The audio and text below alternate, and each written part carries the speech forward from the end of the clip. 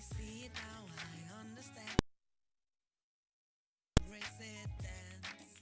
In the rain, it's for my seed to grow. For every prayer and every seed I've sown. Lord,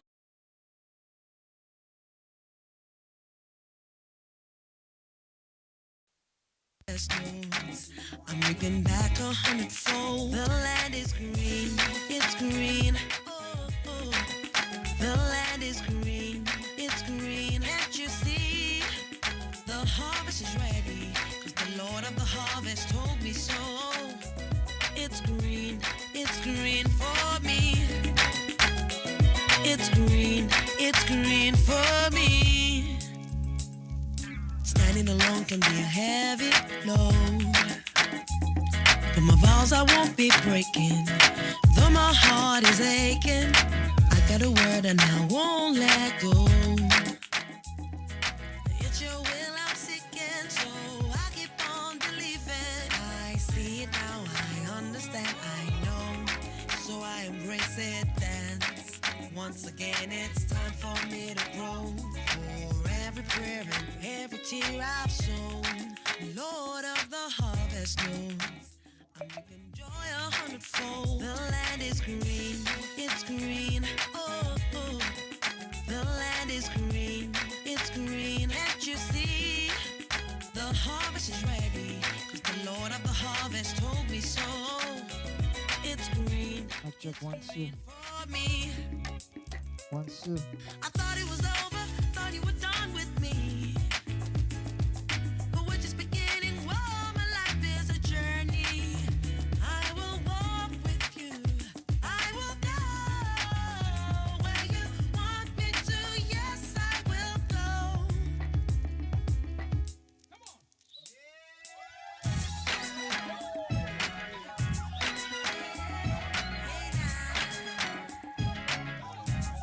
The land is green. You told me that the land is green. Hey, yeah. It's green. Oh, oh. The land is green. It's green. Can't you see? The land is green. It's green. Oh, oh. The land is green. It's green. Can't you see? The land is green. It's green. Oh, oh. The land is green, it's green. Can't you see? I can see all the harvest is ready, 'cause he told me so. It's green and it's all mine.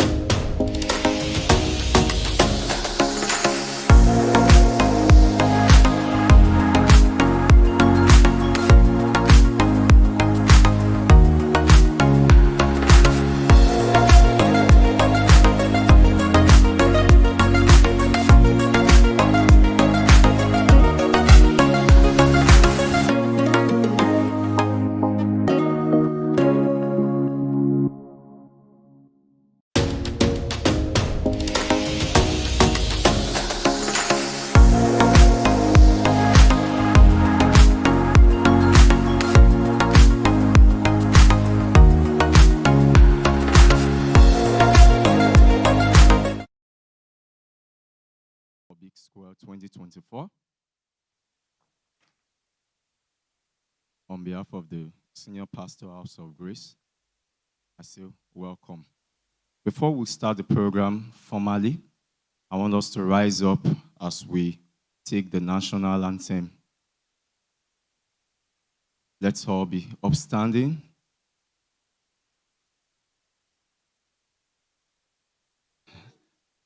I know the laughter means so much. Not so much, actually. I know what it means because most of us don't know how to sing the national anthem. As patriotic Nigerians, just the way we learned ABCD while we were in our elementary school, I think we should take learning the national anthem very, very seriously.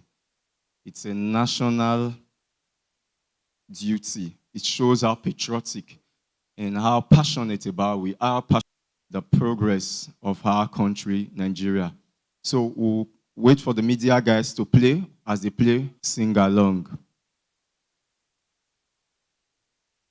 Media, please.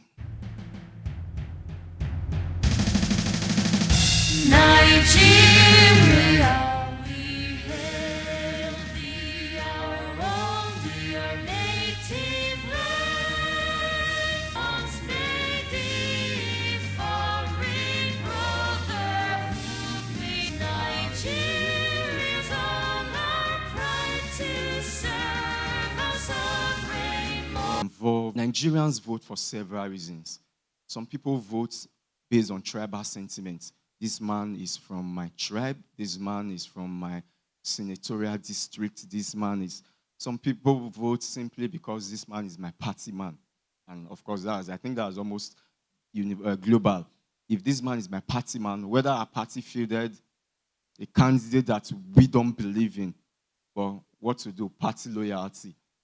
So we vote for that candidate. Some people vote for religion. If this man is a Christian, we believe that he will present the body of Christ. So we are all going to support him, even if he doesn't seem to have credibility or have any track record. But as far as from my religion, if this man is a Muslim, we must do the will of Allah. So we will support that candidate, irrespective of any other criteria. But we believe that as Christians and as patriotic Nigerians, we should vote on better grounds. And when I say better ground, on looking at the capacity of such candidates, looking at their engagements, what are the things they are saying, what are their track records. You need to know all of that, because if you don't know, it means that you are voting based on sentiment, and sometimes your sentiments may be very, very terrible. And I expect that every Nigerian should have learned a long lesson, seeing that we've voted candidates that has brought us a lot of negative consequences, especially at the national level in the past. So, but I'll leave that as that. So our sentiments for voting should be based on what the candidate has told us, what their track records are, and then we cannot make that informed choice. And it's the reason why we've invited representatives of these candidates and their party to come and talk to us. Some of us are not so active in going to campaign grounds, except you are a party man. I'm sure most of us don't go to campaigns. So we don't get to hear what these candidates are saying. But this is an opportunity. People who interact with them, people who are in their campaign council, they are here to tell you exactly what these candidates have in stock for you. And so you will listen attentively while they address us so that you will now make your choice. Because I want to believe that there are some of us here who are undecided voters. And I believe there are a lot of undecided voters in Edo State who are still trying. Their minds are not totally made up yet. And that those people are the people we are mainly targeting with this program, so that they will be able to make informed choices. So, and we expect that our representatives today will do justice to that. We'll give them time to talk about these candidates and sell these candidates to us. Then we too can now become maybe ambassadors of these candidates in our own circle. Because of what you've heard today, you can tell others, no, this man is the man. because this is what I hear he represents. Is that very, very clear? So every candidate will be given 10 minutes to talk about, or when I say every candidate, their representative will be given 10 minutes to talk about their candidate and each for 10 minutes, and then you listen keenly. And if you have questions, you could write them down. And after they've all addressed us, we'll invite them to the stage to come and take questions that we have for them.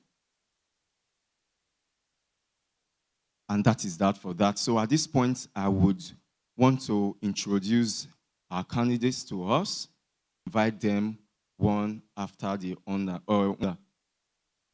In no particular order, I want to introduce the candidate of the Labour Party. Is no other person than Mr. Kennedy Oriaki. Mr. Kennedy Oriaki was the Labour Party candidate in a local government for local government chairmanship. Is someone I really, really appreciate a lot. Thank you very much, sir, for coming. Good evening, everyone. I'm sure it's evening already. I'm glad to be here with you. Let me go straight into what I've been called up here to do. I'm a member of the Labour Party, those states, and also the campaign coordinator, the Olumide Akpata Campaign Organization. So I count it a privilege to stand before you and tell you a little bit about my principal. Barrister Olumide Akpata was born on the 7th of October, 1972. He was actually born in Germany. The parents, the father especially, was a medical doctor, 4 years old at this point. The mother, late now, was a nutritionist. They gave birth to him in Germany. But he began his primary education in Nana Primary School in Warri, under the then Bendel State. He also had his early secondary education in Warri, Federal Government Girls College, before he proceeded to King's College, Lagos. From King's College, he gained admission to read law at the prestigious University of Benin in the city. Having done that, he went for his mandatory law school program, where he proceeded also to his NYSC program from to Warri, and served under Barrister Mudiaga Oje, SAN, one of the leading lawyers for our country then, now late. After 4 years, he migrated to Lagos, teamed up with his brother, his cousin, actually, Mr. Ogogo, Barrister Ogogo Akpata. Then they started a law firm called Templars Law Firm. From a staff strength of 4 persons, they grew Templars into a gigantic outfit that recently has employed about 120 lawyers, with about 6 of them senior advocates of Nigeria. So while he was a senior partner in Templars Law Firm, of course he was engaged in various capacities, which I will come to a little bit. From there, in 2022, or 2020 precisely, he contested to become the president of the Nigerian Bar Association. He became the first person who is not a son to become president of the Nigerian Bar Association in the history of that prestigious association.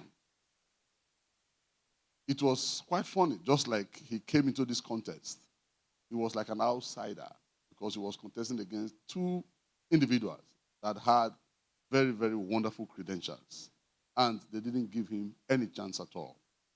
So when he marched into the contest, he quickly won the heart of everyone that was a lawyer in this country. There are about 128 NBA branches across the nation. Olumide in that election, out of 18,000 voters, got close to 10,000 and left the remaining for the other two to share. Now, his track record spoke greatly for him, even as an NBA president. In fact, you do not need to take my word for it. Ask any lawyer. Ask about Olumide Akpata. They will tell you that the milestone that he covered while serving for 2 years as NBA president is still being spoken about. As he was leaving, he met the NBA grossly indebted, but he left a whopping sum of 1.5 billion in their coffers. You can go and verify. Yes. So from there, like he always says, and we say it in our Benin dialect, when a man is very wealthy amongst his kinsmen, and he happens to be the only one who is wealthy amongst his kinsmen, he is still a poor man. Olumide is comfortable. Olumide has never served in any government appointment to have stained himself. But he decided that he cannot be an onlooker forever.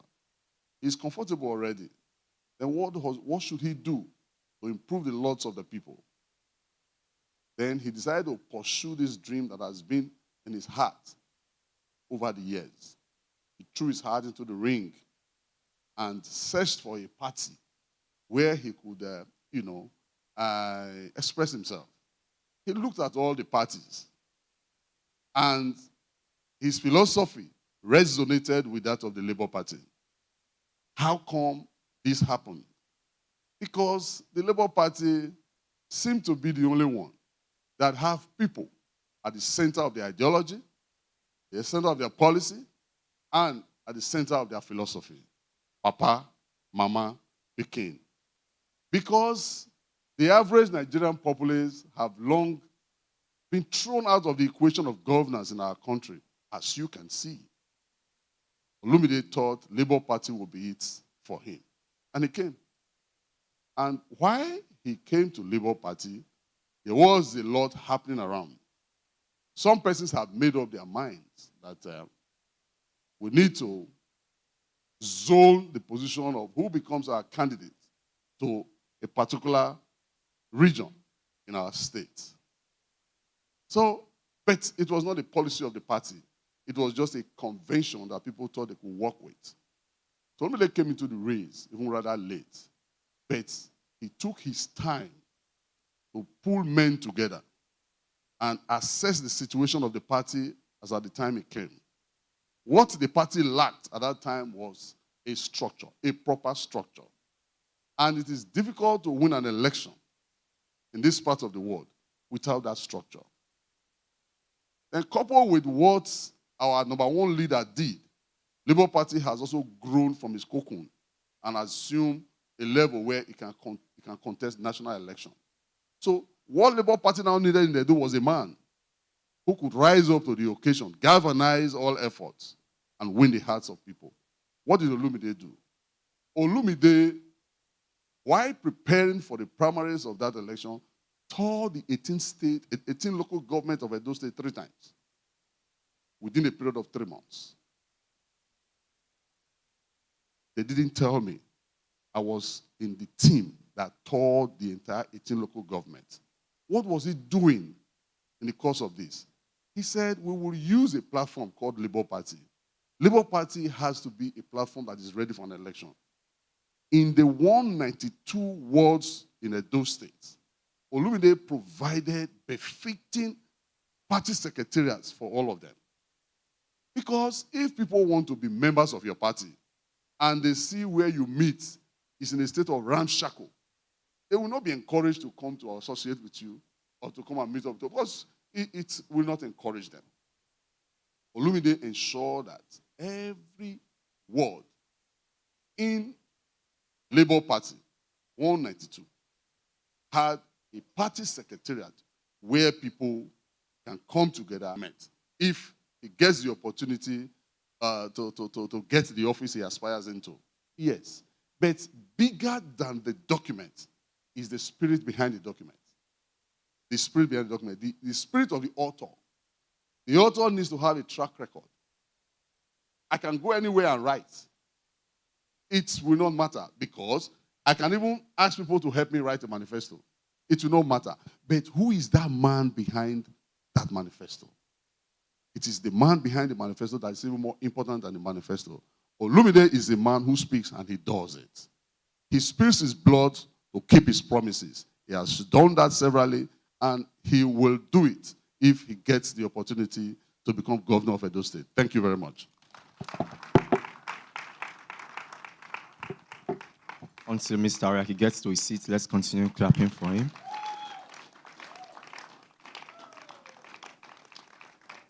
Well spoken. Very, very well spoken. The next person I'll be inviting in is a very good friend of mine. He's an astute politician, a young mobilizer, and an activist. He's a politician to the core.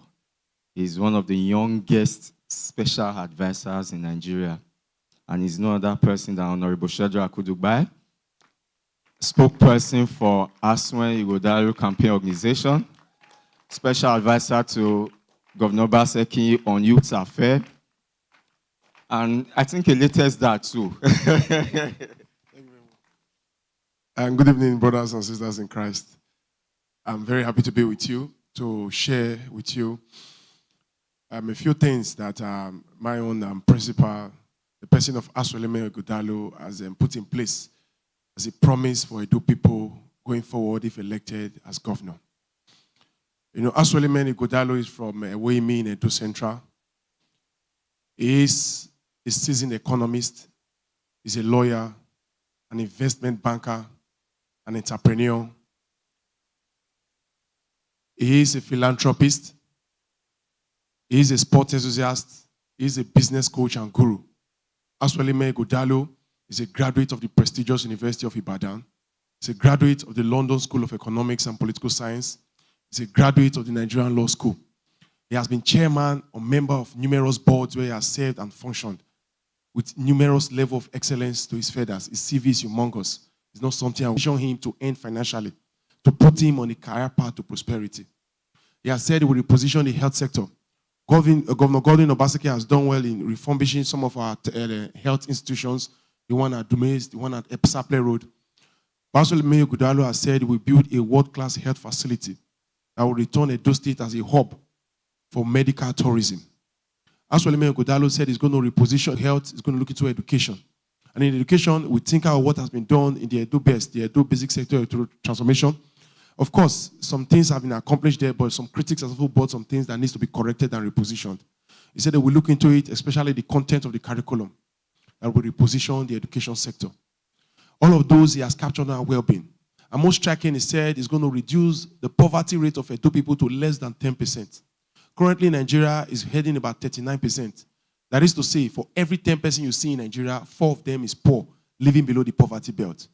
Asweleme Ighodalo says we strive hard to ensure that it brings that into a barest minimum. All of those is captured under well-being and many more. On the second agenda, he said he's going to grow the economy.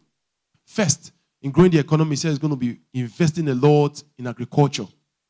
And in agriculture, it means that while he's going to be protecting and providing for the low-income farmers, he's going to ensure that government will invest massively in agriculture and repositioning Edo State back as the food basket of the South Nigeria. Asweleme Ighodalo said he's going to be putting 3 industrial parks in the 3 senatorial districts to ensure that the indigenous minerals and resources, both manpower, will be totally harnessed. And under his administration, you can take this to the bank, that under his administration as governor, we will start exporting made in Edo talents, made in Edo goods, and made in Edo services. Asweleme Ighodalo is poised to reposition the Edo economy. Governor Godwin Obaseki, as an economist, has done well in terms of the economy boosting. We know what it used to be in terms of IGRO, where he has infused technology to ensure that our revenue, internally generated revenue, does not find its way into public pockets. Because we had come from an era where persons who worked as revenue generators had celebrated billions of naira. But today, we know what the coffers of the state is getting. And that is why the state government was the first to pay 40,000 minimum wage. When the government was struggling, he announced 70,000 minimum wage. And just recently, the government announced 70, and he said he's willing and ready to pay more because he understands the challenges that the average Edo man is facing. Beyond that, Asue Godalo has put in place that is going to enthrone good governance. And in good governance, he said it's going to be running the most accountable and transparent governance known in the subnational Nigeria. Of course, Edo State government has done well by ensuring that we have a digital government, that all our budgeting, all the process of government is now being done online. Civil servants are now being equipped with laptops, and the working conditions has been improved to ensure that we're able to churn out competence, because those civil servants is what serves the public, is what serves the people. Asue Godalo is said is going to ensure that we run an all-inclusive governance that is transparent and accountable. There's going to be a hub to attract the skills and talents. Currently now, anybody that graduates with first class from Edo State is given automatic employment into the civil service, to ensure that we have a civil service that boasts of persons that have the requisite capacity to bring home the dividends of democracy. Asweleme Godalo says it's going to be putting in place a diaspora commission, so that our brothers and sisters in diaspora will be able to engage meaningfully and contribute their own quota to governance. Because we've come to study that diaspora remittance in Edo State is relatively very high because of the large number of persons we have in the diaspora. So these persons are bringing in their resources, they are building houses, they are building companies. It will be new for the government to officially set up a commission that will interrelate with them to build rapport and trust, so that these persons can continuously contribute to the growth and development of the state.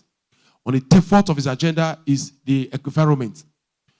That may not have so much in itself, but it's going to help us to attract international funds and donors, because the world is going green. There's global crisis of global warming, and the world is struggling now to ensure that we'll move from fossil fuel to clean energy.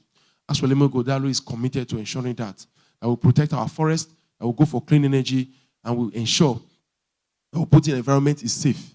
And beyond that, is going for the security, law, and order. This for him is the first. Whenever he speaks about his agenda, he begins with the security, law, and order. But he has come to understand that the place is not safe. Business cannot transfer. Trade cannot be transacted. And as such, he said it's going to be full enthronement of local and state policing to ensure that people who police our various corners are people who are familiar to the terrain and they're able to nip crime at the bud. He said it's going to be putting in place an emergency response team. Of course, we have one now. It doesn't have a response team, emergency response team for any response, whether it's fire outbreak, whether it's road accident, whether it's police. They have a control room in Benin City here. He said we expanded that because the visual system we have there monitors only central parts of Benin City. That the emergency system is going to be building will cover across the 3 senatorial districts. It's going to ensure that we have a smooth and effective policing system and ensure that Edo State is the safest state in Nigeria. Asweleme Godalo said he will be building the most motivated and committed men to work and serve the security architecture in Edo State. Asweleme Godalo understands the issue. He has understood what governance is and what governance ought to be, what it is today and where we are going to. He has seen the work of Godwin Obaseki. Of course, Obaseki, is, among all, can be claimed to have done a perfect job. Because no government in itself can claim to be perfect. Asweleme Godalo is poised to ensuring that we return Edo State to the path of prosperity. He had promised that we run an inclusive government, a government that will bring development to the nooks and crannies of the state, where all 18 local governments will be carried along. Currently, as I speak to you, in Edo Central, in those 5 local governments, the best we have there is the AAU and the AO Follower Mills. If you take those 2 things away, there's practically nothing happening in Edo Central. And the contribution of Edo Central in the internal general revenue of Edo State is less than 10%, which is not fair for the Esan people. So he said we do all of that, and especially look into Edo North, in Akoko Edo, and other parts where they have deposit of minerals, resources, and manpower, that all of it will be put to good use and be harnessed. So for me, when looking at the candidates to vote for, we have to look at 2 things, the competence and the character. Because the competence shows to you what the man has done, how prepared and how ready he is, how studied he is, how prepared, what he understands.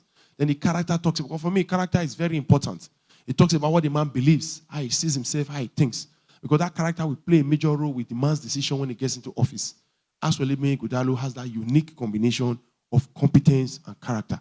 And I bet you, if you vote for that man, if you support him, if you listen extensively to what he has to offer, you know that the man is ready to reposition Edo State. And he has the best team because he has worked with a lot of persons in time past and you understand what it takes to reposition the state. I want to urge you to go through the manifesto in details and support Asweleme Godalo by voting for People's Democratic Party. Thank you.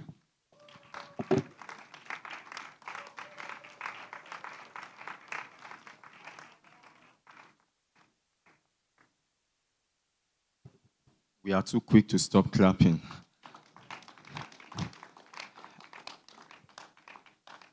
Concise, precise, straight to the point, and within allotted time. Let's celebrate Mr. Sheldon Akudugbai once again. The last but not the least is my brother. And when I say my brother, I mean my brother because we are close, very close, but I will leave it at that. Yes, so I don't have to say too much. He's no other person than Honorable Etionsa, and is the representative of All Progressive Congress. Let's celebrate Honorable Etionsa.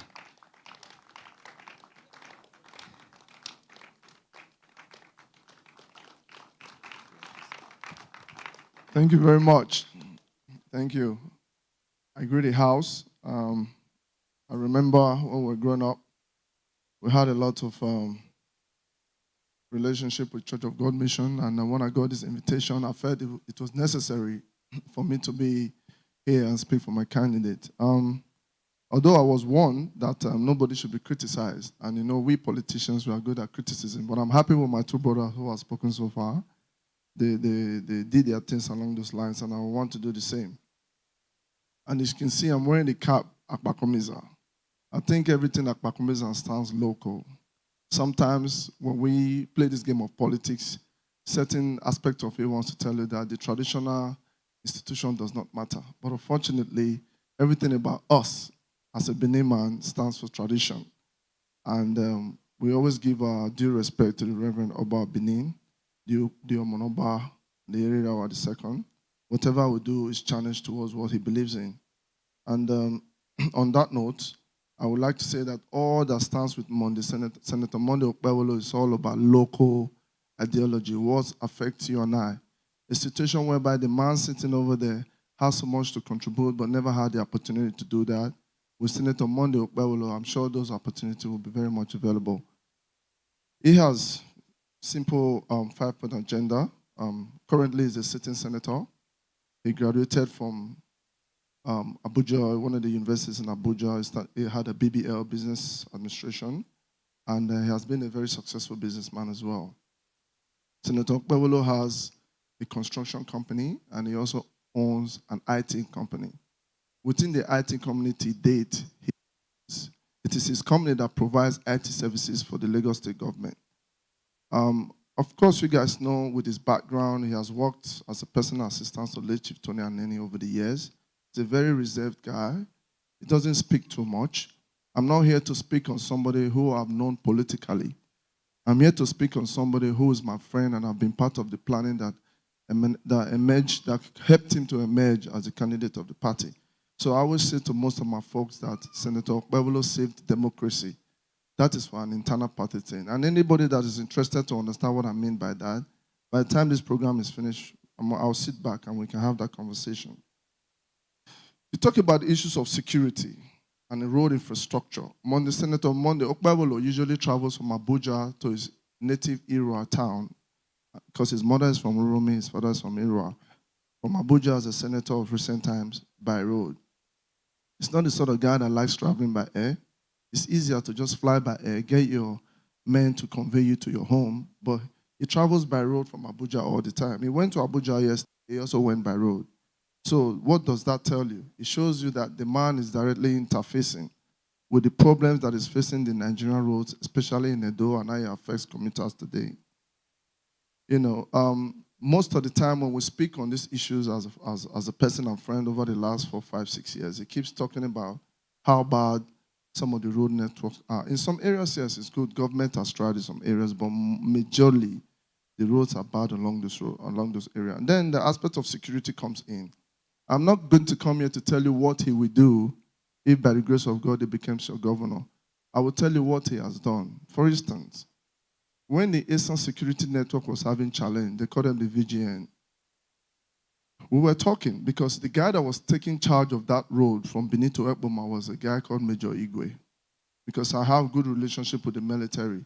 And every time a friend of ours called Sam Obo got attacked and shot. So that kind of triggered the need to speak on why this problem has persisted and nothing has been done about it. And Senator Monday Okpebholo took it upon himself to make sure that he provided support for the VGN. What did he provide? He provided 10 vehicles, 8 Sienna, and 2 buses. He provided materials for them like guns and ammunition to support the VGN, and he was the first person to donate 2 million naira as at that time to support the vigilante network. That is what he has done for those people. Remember, when the vigilante and the people in Edo Central was having that challenge, they could not go to the farm. So part of food security was helping the security network because they were local people to go around these local areas and fish out and flush out these bandits from the north. And he was able to support them to do that. No other person, I repeat, no other person who is running today felt the need to support them the way he did. And we are grateful for him for what he did. And today, the issues of insecurity in Edo Central is a thing of the past. Talk about accessible and affordable healthcare. I remember when me and him were talking sometime last September, because whenever I go to Abuja, I usually will visit him. And he was telling me how he lost his sister, one of the sisters, which is from the same father and the same mother, that he was at one of the hospitals at Edo Central because they didn't have oxygen. They wanted to rush her to another hospital. Before you know it, she died. You can imagine how a man like that will feel when the issue of healthcare comes in. Having bad healthcare and the system that is not working, not that we don't have some good healthcare, but the spread is not enough. Targeting these local communities to make sure that affordable healthcare is a good thing is always what any politician that knows what time it is wants to work for. So me and him have developed friendship, even if I'm of Western extraction and I've been in the political system. I grew up in England. But for some reason, it's like a goat herder that walks his sheep to the grass and let them feed. We'll find a place in our hearts to be good friends. And I know exactly how he feels about when you come around and say that people are suffering from having affordable health care, knowing fully well that he has lost a loved one. Believe it or not, when he becomes governor, that is the sort of things I work more on. Because as I speak today, he has contributed so much to the healthcare system in Edo Central. And any area he can have any sort of support for healthcare system, because why? He lost a loved one. So having an affordable healthcare and better infrastructure is key with what he wishes to do and continue to do when he becomes governor. Water and security. Everybody knows, and they even laugh at him and say the Pueblo is so local, always be doing a sinking borehole in every community and villages. Of course, yes. We don't stay in the villages. We don't stay in every communities. Like in England and America, you don't need to sink your own borehole. The water is there as long as you pay for your water rate. You have your card, you have your water. It can go on for 20 years. The water will never stop as long as you can afford to buy it. But in Africa, you have to sink borehole. There's no longer water board. There are people sitting there, nothing is happening. The man has single-handedly sinked borehole in each of the villages in Edo Central when he was running for Senate. Because the first time he supported the vigilante network, he was not even in the Senate yet. Once he was contesting and aspiring to be a senator, he didn't get the support he needed even within our own party, but he managed to scale it through and won that election. He supported them with borehole. You go to my village, for them to move from one village to the other and get all this stick to say, why are you coming here to fetch water? It's a big deal. So he has been able to give them water because they say those who brings water brings life. The man is so down to earth, extremely down to earth, because he understands things from a local knowledge point of view, wisdom, local wisdom. Then the issue of food security, that will obviously involve supporting the security network to allow our parents to go to farms, which is what he has done and has done very well. The issue of education, which is very important. In England, until you're the age of 16, you're not allowed not to go to school. From the age of 1 to 16, if your kids don't go to school, your parents will be arrested. Because why? They just want you to have the basics when it comes to reading and writing. And that is some of the models that some of us who are close to him have been talking about in the last 5 years, so that by the time he comes on board, people can have the opportunity to go to school. He went to a school of the poorest in the society. He used to walk 3 kilometers to school without no shoes because he came from a poor home. Believe it or not, when he was working with Chief Tony Aneni and he going into business, he made money for himself. Many years ago, when Comrade Adamson Shomole was building this red roof, Senator Okpebolo brought out his own money to build the school of his local extraction, the school that he attended. When he built that school then, maybe over 10, 15 years ago, he built it blue roof. I think his comrade did his own around maybe 10, 12 years ago. Senator Okpebolo did the same because he said, this was the school that I attended. I'm a businessman now. I'm making money. The most I can do is to build the school for my local community. He built that school. When it comes to building the fences, they said, no, our tradition does not allow you to change the bamboo fence to brick fence. They said, why? Because when you do that, you die. He said, well, if what I believe in stopped me from breathing, I'm going to build that brick fence because I remember people who were hit by a vehicle on the airfield back when we were younger. So he built this fence on that school and made sure that it was gated. But today, thank God, he's still alive. And that is some of the things he did with his personal money as a businessman, just because he went to a school that was not good enough. Because he's a poor man and he has made money, he remembered and went back to help them build that school. That is what we call patriotism. That is what we call love for your people. It's not about fancy English, for instance, like I am. I don't need to read anymore. I don't need to do anything to speak English. It's part of me because I lived in England for way so long and I've been to so many countries. It has become part of me. But if I switch to Benin now and I'm speaking in my local dialect and using different kind of deep words to express how I feel being in the Benin language, you'll be very surprised because that is uniqueness. That is what we should do as a people. We cannot run away from who we are, our shadows, and want to always be the white man. Because the white man has all English club, all Irish club. We should also have all Benin Edo club if you like, because at the end, first language is what we hold dearly. So he built that school. Today, as we speak, it's one of the best schools in the area. Then the issues of innovations, these are some of the things we've been working on, me and him as a friend. Also, striving economy, though it's just 53 plus now, years old. Striving economy and renaming how we see jobs. Yes, of course. Sometimes it's difficult not to mention certain things and people don't take it as criticism. If you look at the Edo jobs now, I've done my own survey. A lot of the people that get employed under the Edo jobs can come with a strange name, even from Delta State, and they get a job. And I have lots of people from my state who don't have the opportunity to get jobs. But when they apply, you apply and they look at the standard. Yes, we are nationalists. Yes, we are Nigerians. I understand that. But even with youth service, when you leave your state and go to another state, there are times where the local aspect plays in. That is one thing we don't really do here. And our people are not really getting the jobs. But even if the Edo job scheme is a good one, it is something that I think we need to improve on and bring it back to how we can capture quarters of our people who have graduated. Rather than leaving it open, you can have somebody from Maiduguri applies for a Edo job and he said it is best and our country is still the way it is. To me, I think in those areas, it's something that we need to work on. In terms of myself, working with Senator Okpebolo, is somebody that listens.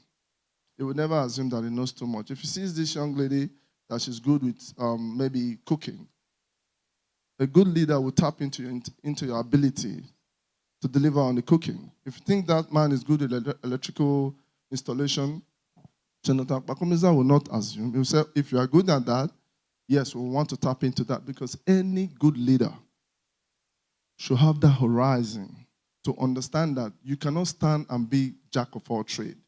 Like you've done economics, you've done this, you've done that. Look at Nigerian state. If you look at this cap that I'm wearing, there's a third force there. People will mistake it for Labour Party. No, it's the third force within the APC. People that has organic voters. For those that knows me, Honorable Etiensage, but they know that I'm like a rebel within the APC. Not because I don't like them, because I strive for things to be done in the right way. So because of that, so many things are going on in the system, the issues of who speaks well and who doesn't speak well. What matters is what these people has done, the kind of minds that they have, how much do you know them? Now they are the candidates. Do they have the capacity to deliver on what they need to deliver on? That becomes the question. Like for me, I have investors coming in now, bringing in loads of money from Europe. We've discussed it. It's open. And to round off, the issues of the diaspora contributions. We've been on Zoom calls with diasporas, 56 countries, 60-something countries. Believe it or not, Okpebolo will speak for 4 hours and they'll say, but they're saying not to speak English. They say, don't mind them. That is just cheap political score. And there was a diaspora commission bill that was put into law and passed at the House of Assembly that was supposed to allow the diaspora to contribute. That was killed on arrival, and I can assure you today that he has agreed to make sure that that diaspora commission is set up so that our brothers and sisters in Europe who has the skills and ability and investment platform to quickly come in and help grow our economy. So that is what I will say for now. Thank you very much for listening.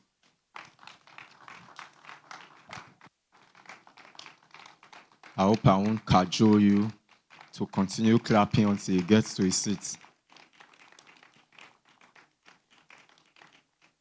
Thank you very much, Honorable Etienne Sagberry. Oh, sorry, Etienne Saigebo.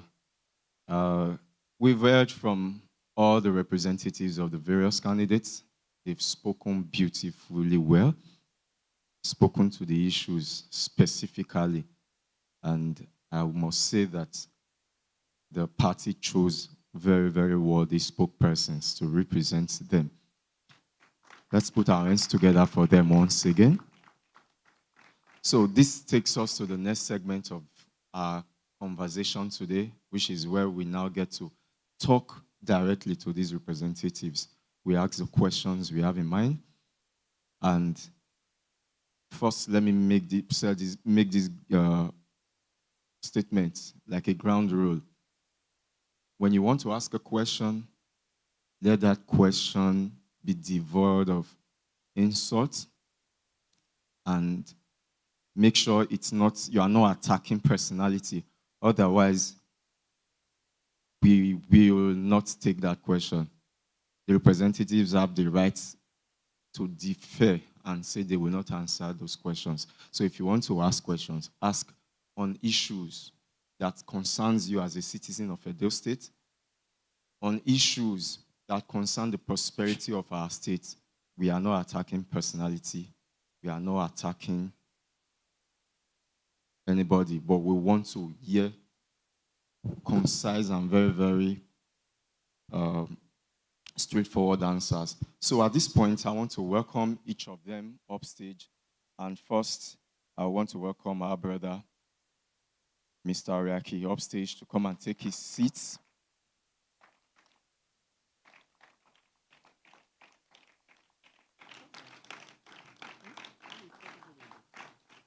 Also celebrate Honorable Shadrach Dubai.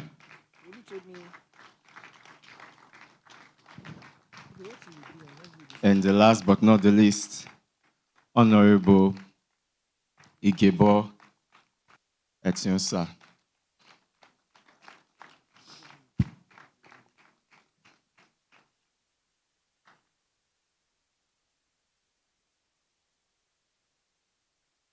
I'm very sure that we all listened keenly to what they had to say, and everybody spoke well. Everybody spoke well. So we get to know more about these candidates now. But first, I will ask Mr. Oriaki a question. You mentioned that your manifesto is not yet ready. And it's ready. Because you really did not talk much about the manifesto, and we have about a month or less to the election. The reason why people are particular about manifestos is not, like you said, it's just a policy document. Anybody, consultants can write it for you. But however, it's a reference point when it comes to accountability. So, and that's why it is very, very essential. And as a party man, even if maybe it's not in the public, I will assume that you may have seen some of the items in that document. Because we would love to know policy statements as regards security, as regards our economy, and as regards the welfare of the people. So whether the manifesto has what it takes to empower the government of the day to do good for the people, basically. But the areas where we have focused on are basically what you will want every manifesto to capture. Let me quickly just go through there. There are 8 major areas of our manifesto. 1, economy and job creation. Economy and job creation. Roads and related infrastructure. Electricity and energy assets. Agriculture and food security. Education, healthcare. Security of lives and property. And other essential infrastructure. You know, when I made a statement earlier that if you take a look at the manifesto from all the parties, not just the major political parties, you will see similarities in all of them. Because what the people need is basically what the people need. A society must be built. I mean, a progressive society must have good education, dispense good education to its people. Basic. A progressive society must also take care of healthcare, must see healthcare as a human right. its people. Now, in the healthcare, our candidate says, basically, it's a given 192 wards in Lagos, at least 192 health centers. Easier said than done. But you can have buildings in those places that serve as health centers. How do you make them function with manpower and all the things that are required? Now, the details are in the manifesto. For example, I'm a pharmacist by training. You need a pharmacist, you need a doctor, you need a nurse in each of these places. But what about the condition under which they will render their services? They have to be there. Power, water, security, and all of that, they have to be there. Our people, many of our healthcare professionals have left this country. There's a dearth of healthcare professionals in this country because offers abroad are so inviting that you will not blame anyone who decides to leave this country for greener pastures. But now, what do you do to ensure that these people will stay and work in these healthcare centers? Part of what we have decided to do is to go back again and use, first of all, the NYSC doctors, those who are on internship, then those older doctors who are no longer in service, try to bring them back in the interim to fill this gap. Why you perform the act of training more people and improving their incentives so that you can attract them to stay. Then some of these private hospitals in localities, we have also approached them. One of the things we discussed with them was, look, you will make yourself available to serve in these healthcare centers as your corporate social responsibility so that you'll be assisting the government at minimal cost. All of these we are trying to put together to encourage our people to ensure that within the first 2-3 years, we're able to get people there. Then we're also going to ensure that the Edo State Health Insurance Scheme is made universal to all Edo people. Not in the way we are seeing it right now.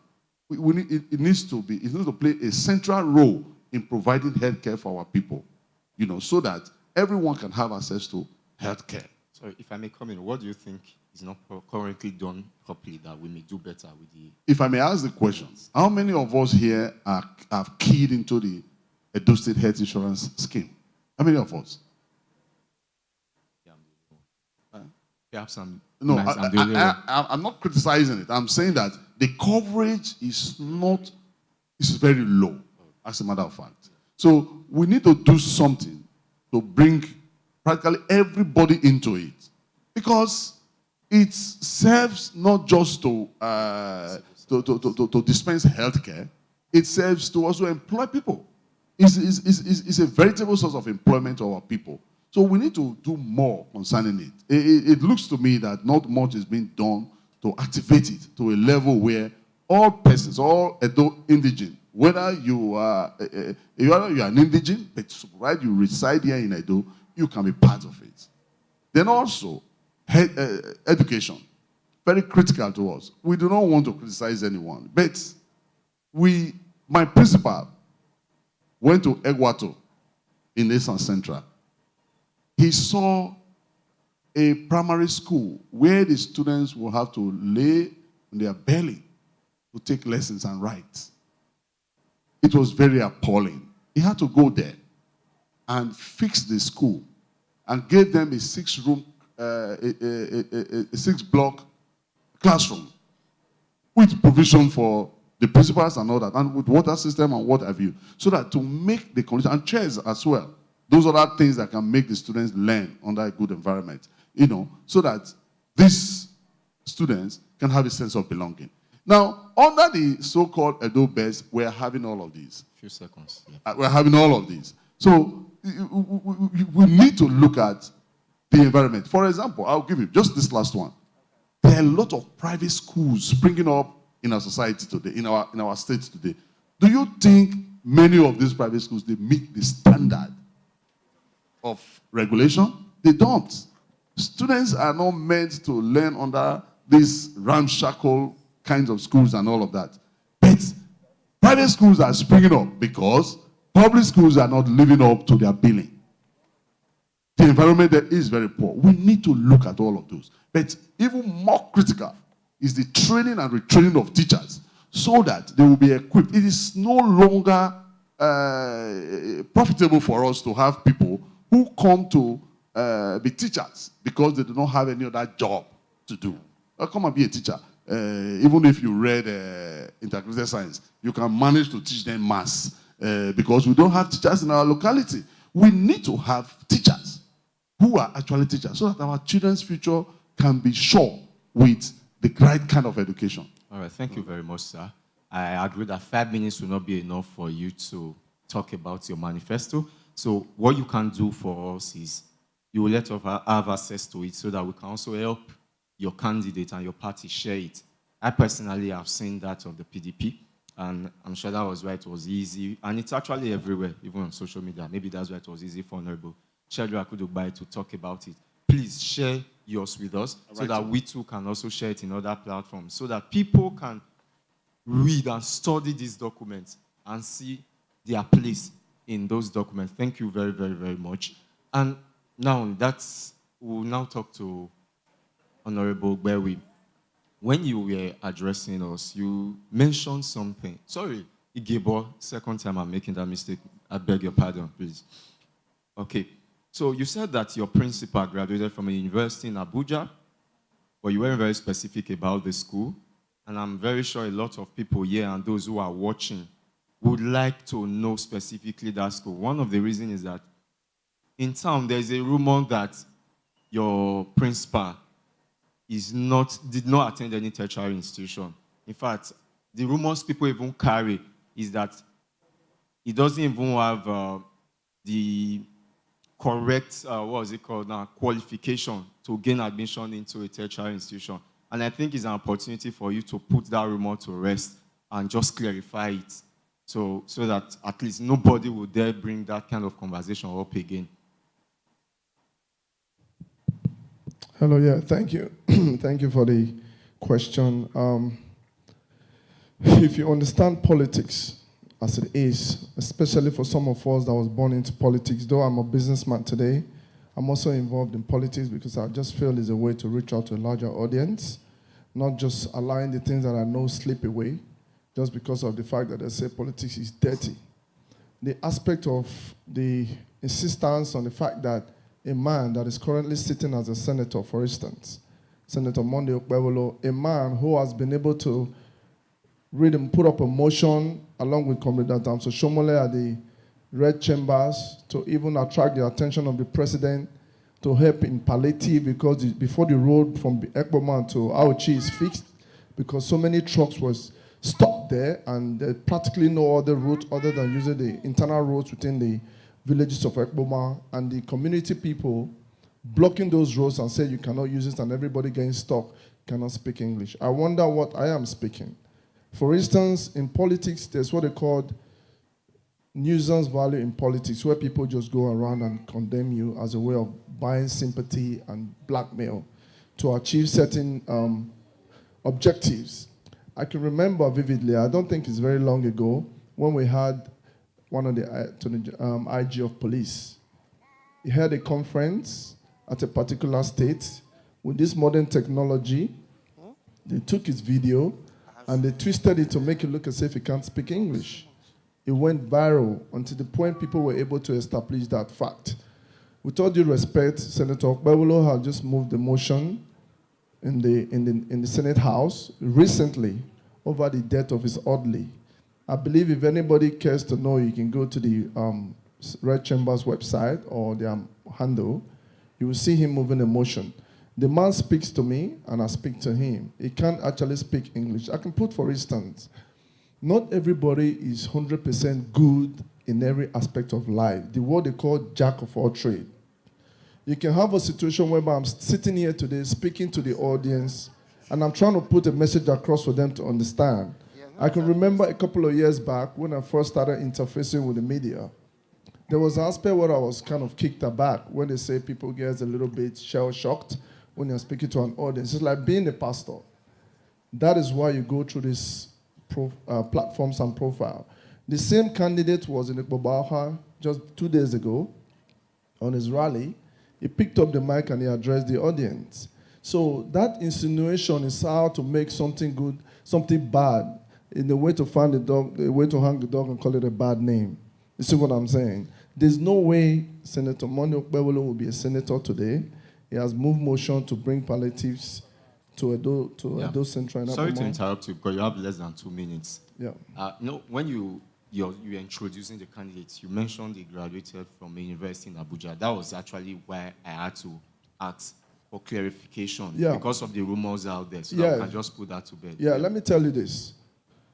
What I've just told you, that is not true. He graduated from the university in Abuja. Sometimes, for those of us that has grown up in the West, if you're my friend and we interface politically, it gets to a level before I even know how many kids, if you're married or whatnot, that you have. But unfortunately, because people use this little cheap blackmail to achieve certain aims and objectives, which is not new in politics. It's not new in politics at all. Any way you can get your opposition down for people to have sympathy with you, you can go ahead and do that. What I'm telling you is that he graduated from the university in Ebom. I also spoke about his primary school. What I expect people to do is to go there and verify. With all due respect, it is not in my position, knowing fully well that Senator Okpebholo has never seen my credentials as a graduate from England.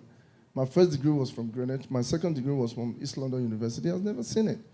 I contested in 2019. He has never seen it. So there are limits to which dirty politics can be played. But unfortunately, this is part of politics. People should be allowed, or are allowed, to air their views in certain area and not talk about the 348 billion debt in Edo, and not speak about the issues of elevating Edo people and allowing them to get jobs and work here, and not speak about the renovation of Ogbe Stadium being given to somebody from outside the state and the money's capital flight. So I don't want this kind of conversations to draw me into criticism, but in politics, even if you contest tomorrow, there will be something people will say about you that is not true. Definitely. And obviously it's something that we have to look out for. Okay, thank you very much for that. So before we ask the PDP representative his question, and let me also allow you to let you know that each of us will be allowed to ask one question to each of the representatives here. So each of us ask one question to your co-panelists before we round up. So, Mr. Shedrack, you said that the first agenda on your principal's manifesto is the welfare of the people. Well-being. Well-being of the people, and it's a very, very, very critical one, because there's been a lot of conversations concerning how we treat the poorest of the poor in our society. There have been a lot of conversations on how we treat petty traders in the market, how we treat bus drivers and all of that. And then there's also a conversation around issues of union, because people say it's one of the reasons why the prices of goods are expensive in Edo State compared to some neighboring states. And these are issues because we all know the economic situation of our country at the moment. So a situation where you see people who are hawking pure water, people who are using wheelbarrow to try to make a living. Of course, they can't even afford this wheelbarrow. Some of them hire it. And then you see people who claim to be revenue enforcers, how they actually treat these people. How do we think, or how do you think your candidate is going to address these issues? Because it's a very serious issue. Yeah, speaking about the taxation, the modes and modalities of taxation. I could still also remember where we came from. It was, we had, at the time in the district, we had what called the Shomole police. Those guys used to jump into vehicles, to drag your steering, jump into a vehicle to make sure if you just beat traffic lights, it's a problem. We had about a series of accidents. And I think on the one very occasion, we now asked Shomole, I think we engaged him, then I was in the civil society front. And I said, those guys who you brought to do policing around Ring Road, they are mad people. You know what he said? He said, yes, I know they are mad people because you need a madman to checkmate a madman. So for me, it's the training. Because if you see many of those local government, it's not really state government that does this revenue collection. It's a local government. I see they have already local government revenue generation. Maybe they will need to do proper training and education of these persons. Then the idea to see whether a wheelbarrow pusher should pay tax or not is very debatable. Because if a woman who has a shade who's sharing pure water is going to pay tax. The bus driver is carrying goods is going to pay tax. The wheelbarrow guy is going to transfer goods within inside the market. Should also have some level of tax. Except if you say you deliberately want to just say no tax, there's no basis. Understand me? There's no basis for which to say someone who does transportation, whether no matter how low. I said the person does not have any tools working with, does not have wheelbarrow, is just carrying the things from his head. Even when they are living below the minimum wage. So let me explain to you. When we say a bus driver pays tax, you don't expect the man to pay tax from his personal revenue. He collects money for transportation. All he needs to do is to build it in. If going from one place, point A to point B costs 15 naira, sometimes people tell you it's 100 naira, they remove the tax from inside and pay. It is the people they service that pay the tax, not them themselves directly. So if a guy is carrying wheelbarrow, that's the understanding of that, and that's how it's being built across the world.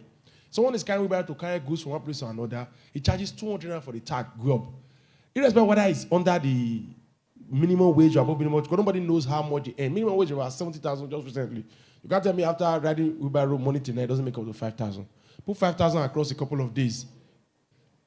5,000? No, explain to me. This is an informal discussion. It's an hypothesis. Yeah. Someone who rides wheelbarrow for money tonight perhaps will make 3,000. Assuming 3,000 in a month is already about 90,000 a month, which is, are you getting the idea? It's already in good light. No, I said 3,000. If you say, like how much is it for evaluation? How much will it make?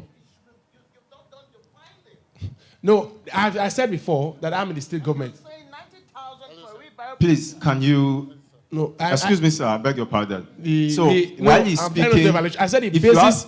Before I went there, I said 3,000 a day. Mr. Shedra. You can say... Listen to me. Initially, you said 5,000. No, I said 5,000. That's only it's too high. And I said 3,000. 3,000 and started that gives you 90,000. I trust us. A second, listen Mr. to me. Honorable It's 3,000 a day. A second.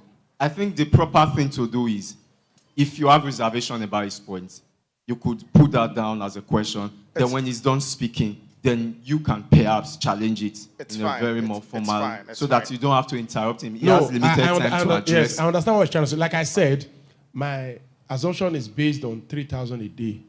That the guy works from sunrise to sundown, he should be able to get 3,000 naira. And if you multiply that for 30 days, that is 90,000. That's what I said. Minimum wage as of today is 70,000. Do you understand the idea? So I'm not trying to argue too much, but you cannot say the guy should not pay tax because he uses Uber to work or he earns below minimum wage. Even people who enter civil service today and are paid minimum wage also have tax deductions. And tax is what drives economic, democratic governance in other climes. And when you say the guy with Uber shouldn't pay tax, on what basis you now say the guy who sells pure water, who has a small shade, who has other smaller business, should also not pay tax? There's no basis for such argument. So you could say you give them lower taxes, but you can't say they should not pay. It's not fair. Democratic means to be fair to all. Then going forward, you spoke about unions. The unions. You know, they say we call market union. When people gather together, there are people who sell in textile mirror. They gather themselves and they say they are forming a union for themselves. Government does not have direct control of those unions. What we have is indirect control. There could be laws that could be passed to people because they too are also struggling to secure their own interest. You could be rest assured that those unions, they don't form unions because they just want to. They have legitimate reasons sometimes. And unionism is also part, it's found across the world. There's civil society, there's unions across. So we have to see if there's government management and intervention, plus regulatory commission to arrange and coordinate these affairs. Not necessarily say they should ban union in totality. It's practically impossible because it becomes anti-democratic that people cannot assemble themselves under union. But to say the unions are now enforcing prices, then they have to be checkmated via legal Commission for Business and Trade. And if many of them have been reported. The idea of people bringing yams, the case that came up in Government House when someone brought trailer load of yams to that place near forestry and was about to make sales. And they said, no, you can't sell because it's also day we sell. You can't sell because you can't sell below the cost price. We have goods. There are many of these. Sometimes they do it. It favors them to ensure that they do not go out of market or they do their livelihood. Because when somebody brings trade and says, we still have some certain amount of goods, the union says that until the market goes this low, we cannot begin to sell. It's because they do not want their goods to rot. You cannot say that is anti-democratic. So it needs indirect challenge. It's a very technical area that will need some direct intervention. And the way you administer one union may be different from the other. So, why I asked that question was because it borders on the welfare of Edo citizens. I wanted to be sure that it's something that your candidates and your party we are fully aware of it. It's a top burning issue, and we are really working on it. Even the economic situation. And there's even another part of the unionism. I think people have the right to belong or not to belong to a union. No, that these constitutional unions were requirement. not created by government. That's what we are saying. So And this act when need to be a reported citizen's right for not it to to be- belong to a union is now being infringed upon, how does that person By government get? or by the union? No, by the union. The person How has to does the report. government now protect No, the such person has a to now person? report officially. He has to communicate to government that here there's a breach of rights. I know those areas are very tactical areas because it is the police that enforces human rights, not government. Get the idea? And if you see the Nigerian police not directly under the instructions of the state government. So those areas, I've been there. I've done many interventions in that direction. And I can tell you it's a very murky water. Yeah. Because first of all, you have to report to the police reports to the commissioner of police reports to IGP. It is under specific control where there's a glaring abuse. Maybe there's live evidence that we can say, okay, let's take it up and using the instrumentalities of power within the government to address the issue. It's a very tactical issue because I've been there repeatedly. But nonetheless, we'll see how we'll call the unions to a round table. We'll have extensive engagement. We'll record histories of antecedents, past and what they've done and what they've failed to do, what they ought to do and what they've not done. And then, it's the people, when people gather together and put on draconian laws upon themselves and say this is because I've seen people swear oaths to just get store spaces in markets. And they'll tell you this is our tradition, this is how we do it, it's cultural. So it's a very dubious area that government has to be careful Thank you very much. making intervention. So you see that even before you spoke for 2 minutes, the audience, they started, because it shows that it's an issue that it's burning in their hearts. And so, because you mentioned welfare, because it's very essential, that was why I had to ask you. But Honorable Ria, he has a There's question. something I wish to say concerning all that has been spelled out here. You see, there's a tripod on which leadership stands: competence, character, and capacity. Amongst those three, character is the most important. Now, we do not lack men and women of competence and capacity in this country. What we lack are men of character. Now, if you dissect character further, you will have things like courage, empathy, honesty, and all of that. Now, we have today a government that I score very low when it comes to empathizing with the people. Really. It is one of the cardinal issues that we have had to look at as Labour Party. They do not empathize with the people. Even with what my friend was saying, I'm not really clear on it. Because those young people who have resorted to selling soft drinks here and there, carrying this thing, before they resort to that, and with the little that they get from that, there should be no issue of even talking tax with these people at all. There should be no issue of talking tax with these people at all. Going to those young people or those women in the street who roast corns at the roadside, please leave these people out of all of this. We are all depressed enough. Even some of us who are working, we are finding it very difficult. Then you are going back to those people who are just managing to eke out a living. Now, the issue here is this. We do not doubt the credentials of the candidates that these parties are putting forward. But what I'm also looking at is the political environment from which they are emerging. What is that political environment? In some of these political parties, the way we see them today, if you make an angel their candidates, the angel cannot perform anything because of the terrible environment that exists within this party. We have tried it for the past 24 years, 25 years thereabouts, and we all see they have succeeded in corrupting the judiciary. They have succeeded in corrupting our electoral umpire. Everything that you would have used as citizens to try to push them away, they are not. They have overhauled all of them, and they are remaining in power. So they believe very much that no matter what they do, they will come back to power again. And here we are. That is one of the reasons we are saying, look before you leap. I'm sorry to say this, because if such things are not considered, we will be being chained the more in this country. You cannot look at the situation we have in this country now and not understand that people are suffering. People are truly suffering. No matter the economic arithmetic you want to do, these people need government relief and aid. On the aspect of union, the government does not have a right to bring a union about. The union come together and form themselves. But no union has a right to begin to tell us this is the price of foodstuff. This is how, if you don't sell like this, if you don't sell like that. No union. A government that cares for the people must call the union to order. As first, you must, because I said it a while ago that your manifesto must be able to reflect that your government can be empowered to do good for the people. Because you came there to protect their interests. You didn't come there to draw tax from them and build a civil service building and build a third junction. No. You came primarily because of this, their welfare and their interest. So anyway, because a citizenry that is not well fed and are not living well together, they will not even respond to somebody. Let me tell you about the government of the day. There are certain good things the government are doing, but the people are not responding very well to it because they have been mashed underfoot in so many areas. Even if some of these things they are doing now turns to gold in our street, the people are not going to respond to it because there's no empathy being shown towards these people. There is nothing that tells that the government understands their plight and is willing to do a few things to make life better for them. So let me leave it at that. Okay, thank you very much. So while you were talking, to be very honest, you threw subtle shades at the current government.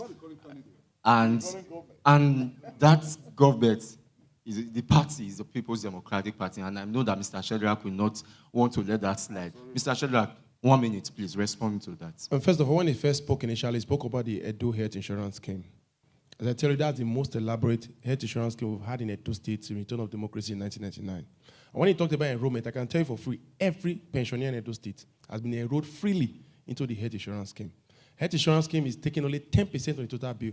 My wife gave birth. I was preparing to give birth to about 60-something thousand in Philomena Hospital. He ended up in cesarean session. It cost about 320,000. I ended up paying 32,000 naira because of the health insurance scheme. So when people come in the public domain and make open-ended statements because they are not aware of what the government is doing, the challenge we have in government is that Obaseki is a man who works but is not interested in speaking. Because if you know how much it takes to publicize and commission a project, you will know what it takes. Because the man is deep, he's just hell-bent on delivering quality service. When he talks about empathy, a man that has not owed salary, before Adam Solution, when Adam was in problem, people were jumping from pillar to post. People were, let me quickly just running the streets, begging for salary. What was their rights? What I have worked, I have labored. You refuse to pay, and you're talking of empathy. This man has never owed, and he has employed, and there's no project the man has delivered that is substandard. So when you talk about empathy, I want to really understand, wait, is it about going to Johnson to eat corn or to do propaganda? No. Then he spoke, let me explain to you. Then he spoke about his party, and he spoke about, we've tried this party, we should get a new party, the party has a role to play. See, I have voted for candidates that I have regretted. I remember very clearly in 2015, I came on air when they said Buhari has no certificate. I said, even if it's NEPA bill he has, he will present it and I will vote for him. That will stand as a primacy certificate. But what did that lead us to? Because APC then was new. We thought the party had an agenda at heart. And after 8 years, the party is now cascaded to be the new draconian monster on town. Whether you like it or not, we've had APC, we've had two PDP. Somebody has said the two parties are the same. But I've told them that no two individuals can be the same. Whether you like it or not, one must better pass the other one. And as we have tested, with the level of hardship that we've seen under the APC, the PDP is better. Right, and I also want to correct another thing. You know, it's just in his record, very quickly. My brother here said the issue of certificates. Let me explain to you.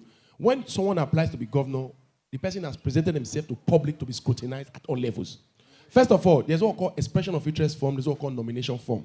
When you want to run for office, you will fill your highest certificate there.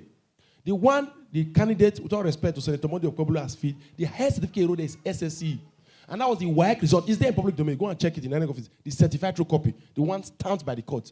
The highest certificate there is SSE. And that was the WAEC result he wrote at the age of 36. And he failed woefully. But it was accepted. Oh. If you look at the work experience, no, it's in public domain, it's a public document. No. When you say it's failed woefully. No, it's DDD. Now, we know what failure is now. No, when you look at the work experience, there's a place they will give you to write your work experience. You have to write your work experience. All the work experience, what you wrote there is nil, nil, nil, nil. Mr. You write Shadrach, one work experience. You are about taking this conversation to another level. No, I have to because we address the issues try clearly. Not to Then my brother also spoke of attack character. personalities. When you talk of character, listen, in governance. You know why I want to take exception to that? Because you cannot ridicule a man's efforts. No matter what the grade is, he owns it with pride. Is his result. So you can't now say failed woefully. I had to correct that. So, and I'll give, because Honorable Etunsa have to respond to that just for 1 minute because you brought it up. So please, let us try to stay away from, because people must have the right to respond, definitely. Yeah, thank you. I think a 1 minute response for an allegation or maybe this AI, new ideology and technology that has beclouded the ideology of existence in Nigeria, and how, what's it called, Twitter can even during the NSAS protest put out information on Twitter and everybody believes in it. There was a movie from Enugu when somebody was undergoing surgery with a Nigerian flag. It was likened to who was killed at Lekki Tollgate. With all due respect for somebody who has been working with a man that read classics, who in his last election before he came on board has problems up to Supreme Court. We are going into personalities No, wait. We are attacking personalities Wait. If when we were see, coming here, when we were coming here, let's speak to the issues. There was this conversation of not attacking anybody. Come and speak on your candidate. But I tell you, I have a barrage of arsenal to speak to people who has indebted my state for a very long time. People who has brought in people from Lagos to capital flat our money away from here. People who does not have empathy and patriotism, like my brother from Labour Party said. I personally didn't want to get involved in the fight that's to do with the PDP and the Labour Party, but I know APC being a better option is not something that you sit here and allow anybody to query that aspect of politics that they call for nuisance value. It is normal. As I can tell you today, as we are in this state today, between God and man, during the time of President Buhari that he spoke about, he released 52 billion oil derivation, 30% from the 1999 day to the current state government. They turned around and said it was 2.1 billion that was released. The same government that spent 430 million to write MOU for Gelegele Seaport that is not working till date. With all due respect, on the current candidate of APC, for the 2-3 years that he led Nigerian bureaus, it was first year a loss of over 134 billion. Second year they lost. The third year they recapitalized and borrowed 600 billion naira to keep the company running. He has been in the government and working with Adam Soshomole that he criticizes. This same candidate, with all due respect, is a brother. I like him as a person, but as a governor, he's not even qualified to be a councillor. Okay, that's fine. He has been in the government for 16 years, and today he wants to be a governor, and there's no light in his village. I wouldn't want us to focus on another candidate, because I love the idea when you guys came upstage, talked about your candidates, and that is what we wanted to hear. And I like the fact that we are focusing on our candidates rather than our opponents, because at the end of the day, you may end up selling your opponents. By the time people throw shades at your candidates, you certainly tell them back. You tell me, and I'm telling you. That's exactly what it is. I have a question, and I have just one question for each of us then, or rather one question each, then maybe I'll also take one question each from the audience so that we can call today. This is a wrap.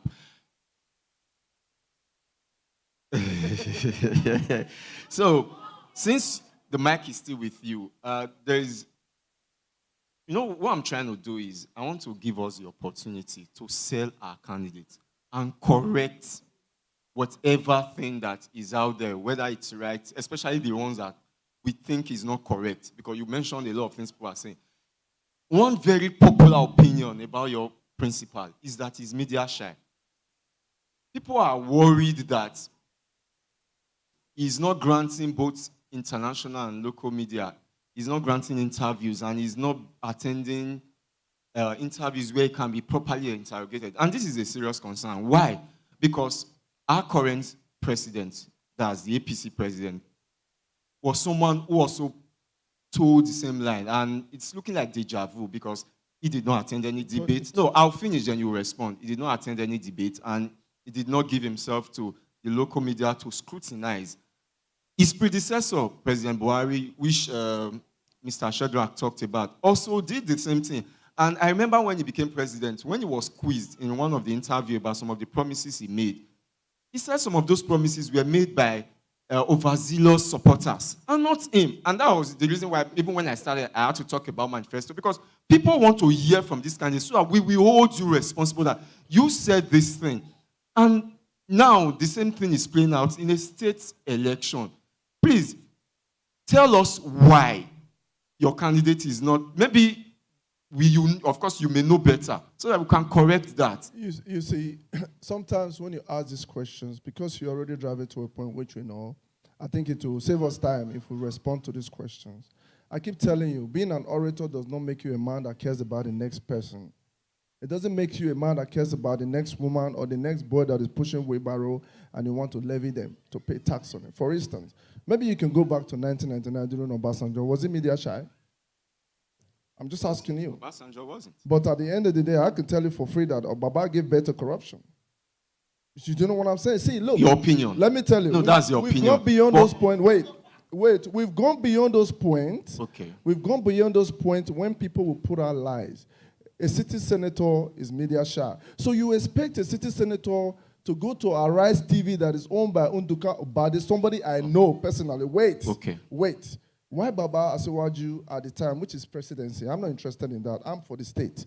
Why he refused to go to Arise TV? Because Arise TV is partisan and is pro-PDP. What happens to ITV? What happens to EBS? Hold on. What happens to TVC? You just asked a question. Or AIT? You just asked a question. What happens to EBS? EBS TV is known to be run by the state government. There's nothing. Wait, there's nothing on the state government EBS TV that you can ever say today. If they go and give audience to anybody from an opposition party and you're seen to be promoting that party, EBS TV, the people that work there will be attacked. Yes. What about TVC? So if you talk about if you talk about TVC and ITV, I have not seen any agitation on whether or not the candidate has not been to ITV to speak to them, for instance, because you don't know the tediousness about politics. What I've seen is Arise TV Rufai Oseni that I played to catch one day on set so that we educate his academic failures. Of why, of why. I want us to really stick to the issues.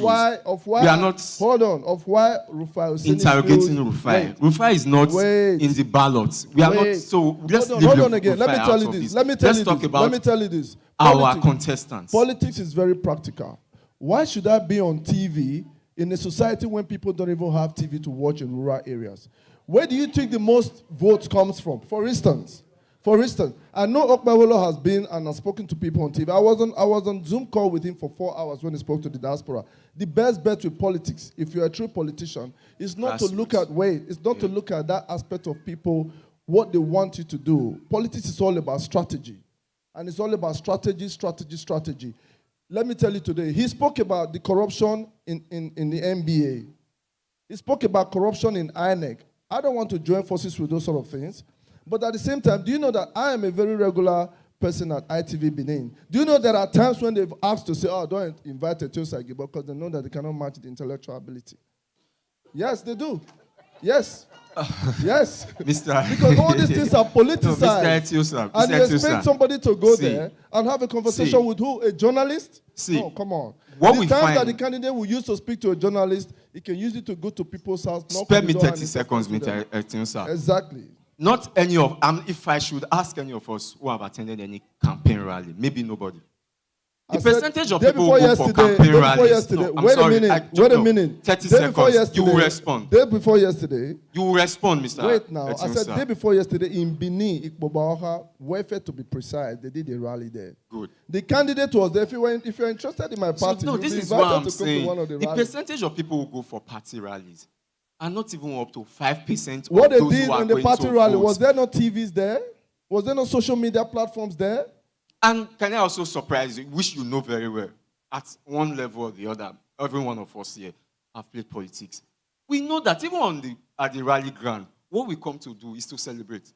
Let's be frank. Of course, we've seen rally where a candidate will tell us, we just came here to dance. Moderator, so what I'm trying to say, no. What I'm trying to say is, you see, I love the fact that you guys came here today because you want to explore every avenue to sell your candidates.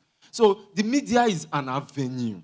So I Do you, encourage do you people. disagree with me? to- Do you disagree with me that majority of Nigerian state and national channels has this undertone of aligning towards the one direction and asking stupid questions when it doesn't So matter? if the question is not favorable, as a candidate or as an individual, it's your right, because you, the representatives, don't you appear in this media Do you to think- speak for do you this think candidate? today- So if representatives can go to Hold this on. channel, Hold why on. not the man who we want to who we want to interview for this job? Hold on. Show up. Hold on. With and all the, sell hold himself. on. You just heard the Labour Party. You just heard the Labour Party But spokesman. hold on a minute. Yeah. You just heard the Labour Party spokesman speak on this government and the areas where they have made mistakes. I want to stick to the original plan of not criticizing the government, because I've been criticizing government for way too long. Everybody knows me. Is the man not a good English speaker, the current governor of the state? Has he not failed? I will also say that is failed relative, now. because everybody have personal opinions as Yeah, but regards what that. they are saying about the candidate is not true. Lastly, I will just give Honorable Shedrack a minute to just ask his co-panelists any question. Let me then quickly. You know, I want to clear. There's the issue of when somebody cannot speak English and when somebody is not making sense. Listen to me. See, a man who comes out in public and said Obaseki is building museum and there are no animals in the museum. Is it English he can't speak or his sense? A man who said Benin City is founded in the year 1972, when Benin City dates back to 1100. Is it English or without sense? Listen to me. Wait. A man who comes out in public domain and said the distance from my village to Akoko Edo, his village is Irua in Edo Central. Akoko Edo is far, Edo North. It's 15 minutes drive. Is it English he does not have or sense? So let us make it clear. What the man does not, he speaks English, but the intellectual capacity is deficient. So when people make mistakes, we'll take it as their mistakes. I wouldn't But want to use the word they don't have sense, Mr. Shedrack. Okay, you I won't take use that the word word back. they I don't take the- have I take the sense. word back. You can say when somebody keeps sleeping when he's making, or is making, but when you say they don't have sense, Okay, I'm very sorry that's about an that. insult. They have sense. And please, I have you sense. need to take that back. He's intelligent, he's sound, but I don't know how you describe it. Describe it for yourself. God bless you. That's fine. Then also, when you talk about the issue of, my brother also spoke about the candidate having competence and character and our government not having empathy. That one is subjective. But you know what really brought the whole Labour Party thing to prominence is the obedient movement. And we know even Peter Obi had said before now that the obedient movement is even far larger than himself, far larger than the Labour Party. Because the obedient voters, they are fiercely loyal voters who look out for persons with the requisite competence. Person that has prepared himself. Someone that has built something tangible outside politics. And they believe that with what he has built, he would have some contributions to make in governance. They look out for candidates that satisfies the criteria of equity, justice, and fairness, whereby everybody who is a participant or a member of that nation state will have equal access to power and empowerment. And that's why Peter Obi, who had been a banker, who had built something with his life, who was from the East, was gained that massive support. And if you tie those two things together, you see that the only candidate that falls into that thing is the candidate of Aswe Godalo from Edo Central. Because in Edo State, we have 3 senatorial districts. People in Edo, that's why there's something called have you not heard about the obedience for AI? I bet you must have heard about it. So let me tell you. So Shedrack, you have a habit of raising issues. You see, please. No, I'm very sorry. Let me just quickly wrap up my point. So when we talk, so in Edo South, we produced 2 governors, 16 years. Edo North has produced a governor and 2 deputy governors, 16 years and 8 years governor. But Edo Central has only produced governor for a year and 3 months. No deputy governors in terms of democracy in 1999. Do we reduce those persons to mere spectators in the politics of the state? No. That's why it was so serious that APC had to do 2 primaries. They did the first one to Edo South, they later did the second one to Edo Central. To show you how important it is to capture everybody, to ensure that we stand as one. The way you speak of character for an individual, very quickly. See, Your time is up, actually. There's one last one I want to just highlight. Okay, let me spare you. See, this is a religious setting. The truth may not be comfortable, but it should not be ignored. A man, there's a stage, so for a man, the choice of a mate, a wife, is one of the greatest decisions a man will make in the career of his years. And when a man is seen to be able to have a wife, manage a home is being seen to be responsible. Because whether you Mr. like it or Shadrach, not, no, I'm just no, no, no, no, no, no. You know what? I'm going to interrupt. I thought when you said you had one more point, I thought I want to you speak wanted the issue to of tell character. us about economy. No, let us No, no, no, no, no. Is it of character? Your Character time is key. actually up, so Oh, there's God even no bless you. point trying to go there. I I know Mr. Oriahi will respond. Okay. No. What, You have a question. what I am going to clarify him on, and everybody else here, is that you mentioned our leader, Mr. Peter Obi. I'm very sure that we all recall what happened in that era. I believe that Obi coming into the scene had a divine touch to it. Win or lose the election that it ended up, it had a divine touch to it. One of those things that his coming in was set to achieve was to give us the opportunity of having another alternative. And Obi used to say, do not vote for me because I come from the East or I'm an Igbo man. Vote for me because I'm competent. And I want to throw it to everyone. You know that there are certain persons of Igbo extraction, I don't want to mention name. If they have been the one in Obi's position, they would never have received the kind of support that Obi received. So following Obi was not because he was from Igbo, from the eastern part of the country, because he had a track record that we could all relate with. That's on the one hand. Then, secondly, you see, my brother raised some issues about obedient people saying this and saying that. Obedient people is what gave Labour Party the platform that it has today. Whereby some individuals decided to find themselves into their midst, confuse them, all in the name of equity, justice, and fairness. But what we said in Labour Party is this. The first thing you have to consider when you are pursuing the ethos of equity, fairness, and justice is competence, character, and capacity. You cannot tell us as a party that we should go and choose a candidate from somewhere, all in the name of satisfying 30 seconds. ethnic demands. No, 30 seconds. all in the name of ethnic demands.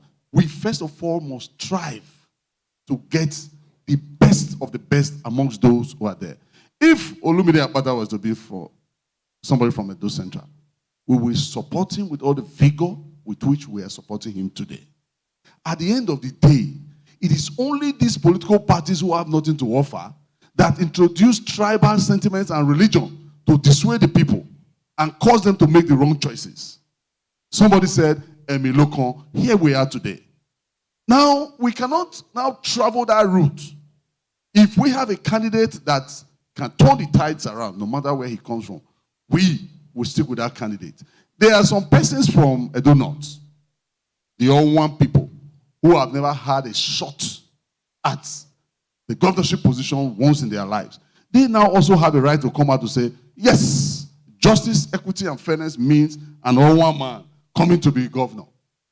You see, now we begin to dance naked in the street because we are appropriating ourselves with wrong values. Okay.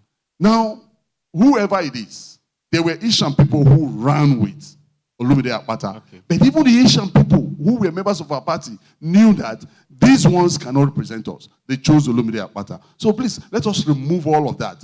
Tribalism is not the same thing as equity, justice, and fairness. That's what I have to say. Please, let's celebrate our panelists. I must confess that they've all spoken very, very, very well. Very, very, very well. And eventually the choice is yours to make from everything you've heard today. So you can make your decision on who you think have spoken best or have addressed the issues that are of most concerns to you so that you can make your choice. Before our candidates step down, I will just give them 30 seconds. For the sake of time, I wouldn't want us to go into this, but I just want us to focus, or rather the representative. So I'll just give us a minute. Just speak to the people lastly on behalf of your candidate, and then you could just have your seat. we'll just take it from that side. Please pass the mic to Honorable Etionsa. Just 1 minute. Well, thank you very much, listeners. I think with me, I'm a very practical person, and I'm not the sort of person that would, at this point, when it's just less than a month away from an election, to constantly beat on a dead horse. I wouldn't necessarily do that. But what I can say for a fact is that the person that I'm supporting, who obviously has been in my political party, I've been in APC for a very long time. I'm not going to come here and tell you that APC is all rosy. I'm not going to tell you that. Certainly they have their flaws, obviously. They have the areas of their strength. I will tell you today that in APC, the candidate is running for the ticket and running for governorship. He has no cases in court today as we speak. No cases at all. Unlike the other political parties, they do have some challenges in those areas. Let's put our hands together and celebrate on Honorable Etionsa. Mr. Sheldrak, your last word for our audience. I will just quickly reiterate my... 1 minute, actually. So yes, I'm watching the time. What I want to say, if you see, the equal access to power and empowerment is something that is critical. You can have 3 children, and among the 3 of them, one will be the brightest. It doesn't mean that any time an opportunity comes, that one child you keep sending every single time. You must balance it. People must feel a sense of belonging. Ensuring that, when I say Iyamo, what comes to your mind? Oshomole's village. Because while he was governor, that place was exposed to the world. Let us give ample opportunity for people in an ethnic group. They've never had they've never had deputy governor, and people have had it recklessly. Governor, only 1 year and 6 months, and the man was kicked out of office. And you say we should reduce them to nothing? So what I'm trying to tell you is that it is a part of our humanity to ensure that when an Esama becomes governor, the people of Esama will naturally be happy. So they must satisfy those people who seem they are obviously deprived. It is not sentiment. It should not be reduced to nothing else. Please, let's put our hands together for Honorable Sheldrak. And lastly, Mr. Pharmacist. Thank you very much. The Benin dialect says it is only an animal that you have not had the course of dissecting before, that you do not know how to dissect. We have traveled through these parts before. Edo State will not bother who becomes the governor, provided where the governor comes from, provided the governor delivers for them. Now, like I said, the political environment that exists between the 2 parties has made it always necessary for them to pursue archaic issues of tribalism and religion in order to sway the people and win an election. But the average Edo man wants good governance. And good governance is what Olumide Akpata has come to give the people. Please, let's put our hands together for our pharmacist, Mr. Oriake. And I think we have come to the end of today's edition of Public Square, and I think you agree with me that it's been a very, very interesting conversation. Let's celebrate our panelists as they step down. Let's celebrate them. Let's put our hands together. You can do better than that. You can do better than that. Celebrate them. Celebrate them. At this point in time, I want to make welcome on stage our host, the chief host of today's program, our senior pastor, Reverend George Chima Uneze. Let's celebrate our own. Hallelujah. Shall we rise to our feet? I want us to celebrate all of the party representatives. They were all erudite and scholarly in their delivery. Praise God. If you had personal questions to ask, we apologize. We can't take personal questions at this time as we are far behind schedule. We began quite late. Fundamental to the Christian faith is freedom to choose what the Spirit of God is leading you personally in your heart to do. As a church, we won't tell you vote for any party. As a church, we won't tell you vote for APC or PDP or Labour Party. Ours is to provide a platform for general education. And with what you have heard, with what you can replay, with the information being gathered, I believe you can make healthy choices and involve those in your own words to do so as well. I just want you in 1 minute to commit Edo State election into God's hand this evening. The Bible says, let us pray for the peace of Jerusalem. because in her peace we will find peace. Our state is a very peaceful one. We have never had catastrophe in the state. This election will not be the first. Pray for the peace of the election. In September, there will be no bloodshed. In September, there will be no chaos. In the name of Jesus. Father, we thank you in the name of Jesus. We honor you, Father. We pray for the forthcoming election. We decree that only the counsel of the Lord will stand. In the name of Jesus, we decree that for this forthcoming election, there will be peace. There will be serenity.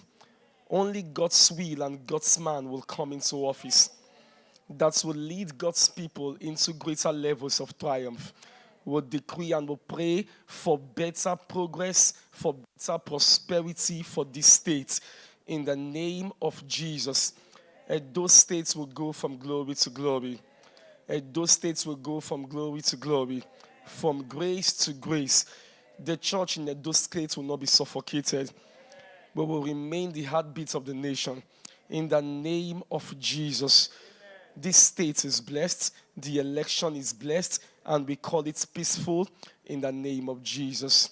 I want to encourage you guys to exercise your franchise on September 21. Vote